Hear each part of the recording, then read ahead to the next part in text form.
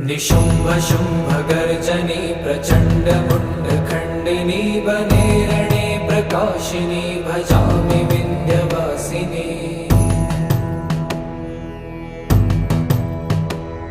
त्रिशूलमुण्डधारिणी धराविघातहारिणी गृहे गृहे निवासिनी भजामि विन्ध्यवासिनी।